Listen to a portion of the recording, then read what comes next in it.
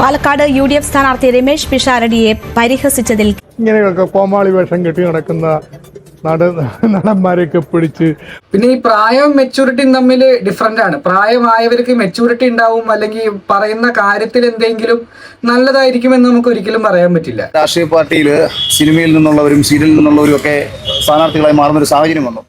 ചെറിയ പട്ട കൊടുത്ത് വലിയ പട്ട വാങ്ങുക എന്ന് പറയില്ലേ, ആ ലെവലായി. ഇപ്പൊ എന്തായാലും ഒറ്റ ദിവസം കൊണ്ടാണ് രമേശ് പിഷാരടിയുടെ ഗ്രാഫ് ഇങ്ങനെ കയറിപ്പറക്കുന്നത്. അതും രണ്ട് മഹത് വ്യക്തികൾ കാരണം. Chess number 1 Isaac Newton, Thomas Isaac. Chess number 2 Akhil Marar. Akhil മാരാറെ പറ്റി പറയുകയാണെങ്കിൽ ഒന്നുമില്ലായ്മയെന്ന് പണ്ടത്തെ കാര്യങ്ങളൊക്കെ അറിയാവുന്നതാണ്. ഒന്നുമില്ലായ്മയെന്ന് അത്യാവശ്യം നല്ല പൈസ ഒക്കെ ഉണ്ടാക്കിയ ആ ഒരു ലെവലില് ഒരു ആരാധന തോതിണ്ടായിരുന്ന ആളാണ്. പക്ഷെ വിവരക്കേട് വിളിച്ചു പറയാൻ വീണ്ടും വീണ്ടും അത് തെളിയിച്ചുകൊണ്ടിരിക്കുകയാണ്. എന്തായാലും പൈസ ഉണ്ടാക്കാൻ കേമനാണെങ്കിലും ഇങ്ങനത്തെ കാര്യങ്ങളിൽ ആള്.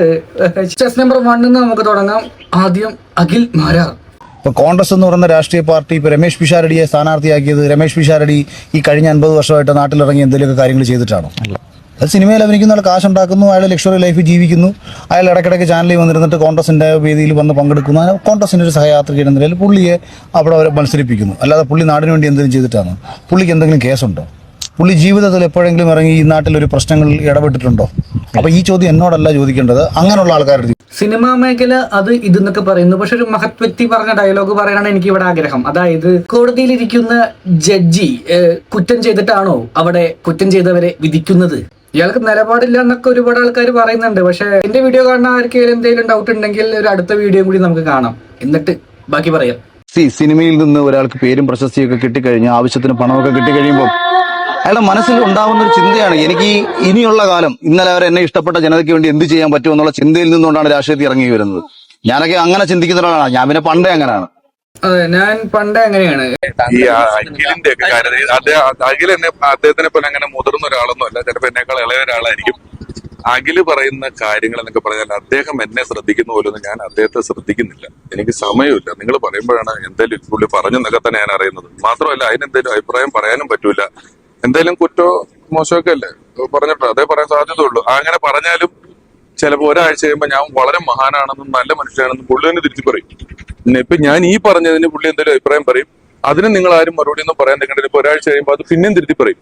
അപ്പൊ നമുക്കൊരു 2-3 കൊല്ലം പരീക്ഷണത്തിട്ട ശേഷം ഒരു സ്റ്റേറ്റ്മെന്റ് എന്താണെന്ന് ഉറപ്പിച്ച ശേഷം അദ്ദേഹത്തിനൊക്കെ ഉത്തരം കൊടുക്കുക. അതിനൊക്കെ ആൾക്കാർ ഇങ്ങനെയൊക്കെ മാറ്റി പറയും, അത് പറയുന്നൊക്കെ പറയുന്നത് വെറുതെ അല്ല. അത് നിങ്ങൾ മുമ്പേ പറഞ്ഞ കാര്യങ്ങളിലൊക്കെ കൂടി തെളിയിച്ച കാര്യങ്ങളാണ്. സോഷ്യൽ മീഡിയയിൽ നമ്മൾ ഓരോന്ന് കാര്യങ്ങൾ പറയുമ്പോൾ അതിന്റെയൊക്കെ റെക്കോർഡും കാര്യങ്ങളൊക്കെ ഉണ്ടെന്ന് മുന്നേ ആലോചിക്കണം.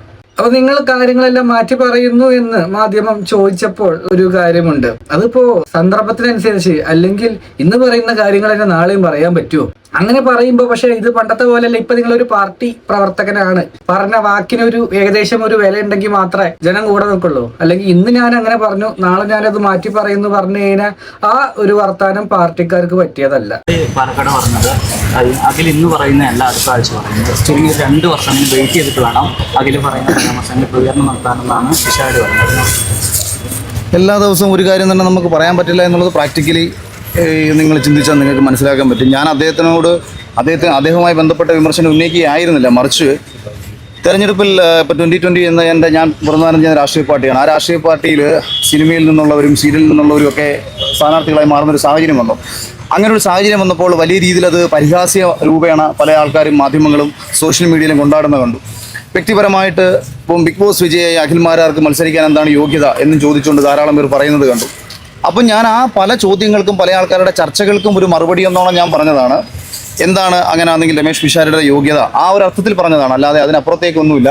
പിന്നെ അദ്ദേഹം വ്യക്തിപരമായിട്ട് ഈ ഇപ്പം ഇന്ന് പറഞ്ഞതാണ് നാളെ പറഞ്ഞതെന്ന് പറയുമ്പോഴത്തേക്ക് അത് എന്താണ്, ഏതാണ്, എങ്ങനെയാണ് എന്നുള്ളത് വ്യക്തമായിട്ട് പറയുകയാണെന്നുണ്ടെങ്കിൽ അതിനെക്കുറിച്ച് കൃത്യമായിട്ട് പറയാം. ഞാൻ വളരെ കൃത്യമായിട്ടുള്ള ഒറ്റ ചോദ്യമേ ചോദിച്ചുള്ളൂ.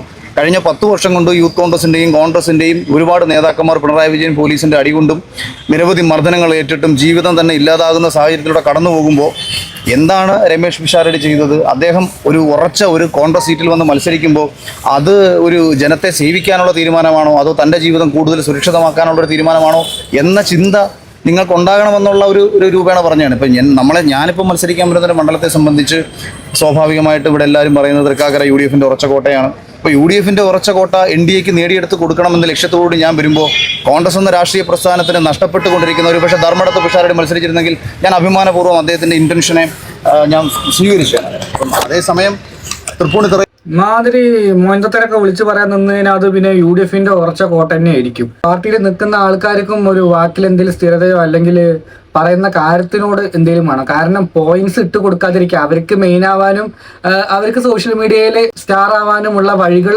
ഒരുക്കി കൊടുക്കാതിരിക്കുക. ഈ ഡയലോഗ് പറയുമ്പോൾ ഇതിന് മെയിനായിട്ട് ഒരുക്കി കൊടുത്ത ഒരാളുണ്ട്, തോമസ് ഐസക്. അദ്ദേഹം പറഞ്ഞ വാക്കുകളിലേക്ക് നമുക്ക് പോകാം. ജനങ്ങൾക്ക് അംഗീകാരമുള്ള സ്ഥാനാർത്ഥികളെ കൊണ്ട് ഇങ്ങനെയൊക്കെ കോമാളി വേഷം കെട്ടി നടക്കുന്ന നടന്മാരെയൊക്കെ പിടിച്ച് ഒരു ദിവസം കൊണ്ടേ വെച്ചിട്ട് അയ്യോ ഞങ്ങൾക്ക് വോട്ട് കിട്ടുന്നില്ല, ഞങ്ങളുടെ വോട്ട് LDF ഭിന്നിപ്പിക്കാൻ പോണെന്ന് പറഞ്ഞിട്ട് വല്ല കാര്യം. എന്ത് യോഗ്യത ഉണ്ട് എന്ന് ഞാൻ ചോദിക്കുന്നില്ല. പിന്നെ ഈ പ്രായവും മെച്ചൂരിറ്റിയും തമ്മിൽ ഡിഫറെന്റ് ആണ്. പ്രായമായവർക്ക് മെച്ചൂരിറ്റി ഉണ്ടാവും, അല്ലെങ്കിൽ പറയുന്ന കാര്യത്തിൽ എന്തെങ്കിലും നല്ലതായിരിക്കുമെന്ന് നമുക്ക് ഒരിക്കലും പറയാം. ഓരോന്ന് വിളിച്ചു പറഞ്ഞിട്ട് പിന്നെ രമേശ് പിഷാരടി ചെയ്യുന്ന തൊഴിൽ എന്ന് പറഞ്ഞ സിനിമ മേഖല കോമഡി, അതിന് ഇങ്ങനെ കളിയാക്കി പറയേണ്ട ആവശ്യമൊന്നുമില്ല. അങ്ങനെയാണെങ്കിൽ LDF പാർട്ടിയിൽ തന്നെ ഒരുപാട് സിനിമ താരങ്ങളും MLA ആയിട്ടും MP ആയിട്ടുള്ളുണ്ട്. അപ്പൊ അവര് നമുക്ക് അങ്ങനെ പറയണം എന്നാണോ പറയുന്നത്? കോമാളി എന്നുള്ള വാക്യത്തോട് അല്ല, ഞാൻ കോമാളി എന്ന് പറഞ്ഞൊരു വാക്യം പറഞ്ഞില്ല, അതുകൊണ്ടാണ് ചോദിച്ചത്. പ്രായത്തിലൊന്നും ഒരു കാര്യമില്ല, അത് ആദ്യം മനസ്സിലാക്കുക.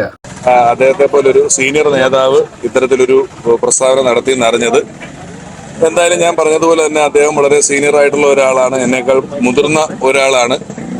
അദ്ദേഹത്തിനോട് അങ്ങനെ ഒപ്പത്തിനൊപ്പം നിന്ന് അദ്ദേഹം പറഞ്ഞ പോലെ തന്നെ അല്ലെങ്കിൽ അനാവശ്യമായ പരാമർശങ്ങൾ നടത്താൻ ഞാൻ ഉദ്ദേശിക്കുന്നില്ല. അതുകൊണ്ട് തന്നെ അദ്ദേഹത്തിന് എൻ്റെ കയ്യിൽ നിന്ന് നേരിട്ടൊരു മറുപടി കൊടുക്കുന്നില്ല. ബഹുമാനം, സ്നേഹം മാത്രം.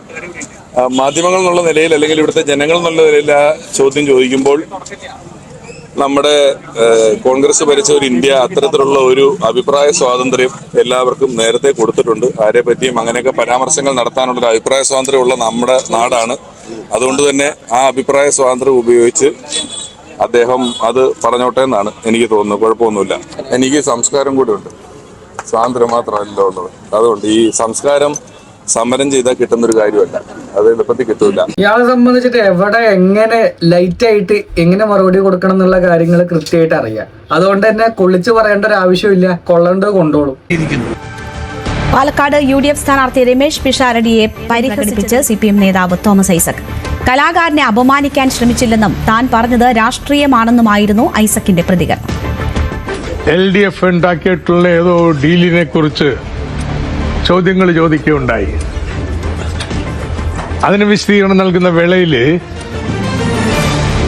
കോമാളി എന്നൊരു പ്രയോഗം ഞാൻ നടത്തി. പാലക്കാട്ടെ UDF സ്ഥാനാർത്ഥിക്ക് മനോവിഷം ഉണ്ടാക്കിയതിൽ എനിക്ക് ഖേദമുണ്ട്. മോശം പറയാനല്ല ഞാൻ ഉദ്ദേശിച്ചത്. എൻ്റെ വിമർശനം രാഷ്ട്രീയമാണ്. ഇന്ന് ലോകത്തെയും രാജ്യത്തെയും കേരളത്തിലെയും ജനങ്ങൾ നേരിടുന്ന ഏറ്റവും വലിയ പ്രശ്നം മധ്യേഷ്യയിലെ പ്രതിസന്ധിയാണെന്ന്. അവിടുത്തെ ആ പ്രതിസന്ധിയെക്കുറിച്ച്, പാലസ്തീൻ പ്രശ്നത്തെക്കുറിച്ച് ഞങ്ങൾക്ക് നിലപാടുണ്ട്, കോൺഗ്രസിന് നിലപാടുണ്ട്. ആ നിലപാടിന് വിരുദ്ധമായിട്ട് അവിടെ പാലസ്തീനിലൊരു പ്രശ്നമുണ്ടെങ്കിൽ നമ്മളിവിടെ എന്തിനാ കടുപിടിക്കുന്നത് എന്ന് പറയുന്ന രാഷ്ട്രീയമില്ലായ്മയില്ലേ അതിനെ വിമർശിച്ചത്. ഇത്തരത്തിലൊരു നിലപാട് സ്വീകരിച്ചിട്ട് മതനിരപേക്ഷ ശക്തികളുടെ വോട്ട് കിട്ടുമോ അവിടെ പാലക്കാട്? അങ്ങനെ ജനങ്ങൾ LDF-ലേക്ക് മാറുമ്പോൾ LDF-ന്റെ ഡീലെന്നും പറഞ്ഞു വരിക. അവിടെ കോൺഗ്രസിനെ ഒന്നും വിജയിപ്പിക്കാനുള്ള ആചാരമൊന്നും ഞങ്ങൾ വാങ്ങിയിട്ടില്ല കേട്ടോ, തോപ്പിക്കാനാണ്. UDF-ൽ നിന്ന് വോട്ട് മാറുമ്പോൾ രണ്ടാം സ്ഥാനത്തുള്ള LDF-ലേക്ക് വരാമെന്ന്. LDF-ആ ജയിക്കാൻ പോണത്. അവിടെ തോൽവിയുടെ സമ്മതമാണ് ഈ ഡീൽ വാദം. എന്തായാലും പറയുന്ന കുറച്ച് കാര്യങ്ങളിലൊക്കെ നിലപാടും അല്ലെങ്കിൽ ഒന്ന് ആലോചിച്ചിട്ട് പറയുന്നത് നല്ലതായിരിക്കും. ഇലക്ഷൻ ടൈം ആയതുകൊണ്ട് തന്നെ എയർ പോവാനും വോട്ട് മറിയാനും ഇതേപോലത്തെ ഡയലോഗുകൾ കാരണം കൊണ്ട് മാപ്പ് പറഞ്ഞതിന് വലിയ കാര്യം കേട്ടോ. ഇങ്ങനത്തെ ആൾക്കാരെ പിടിച്ച് മാറ്റിയിട്ട് വല്ല യൂത്തിനെയും ആ സ്ഥാനത്തൊക്കെ കൊണ്ടുപോയി വെക്കാന്ന് എനിക്ക് പറയാനുള്ളൂ. പ്രായമായില്ലേ, വീട്ടിലിരിക്കട്ടെ. അല്ല പിന്നെ കലാകാരന്മാരെ പറയാൻ വരുന്നു.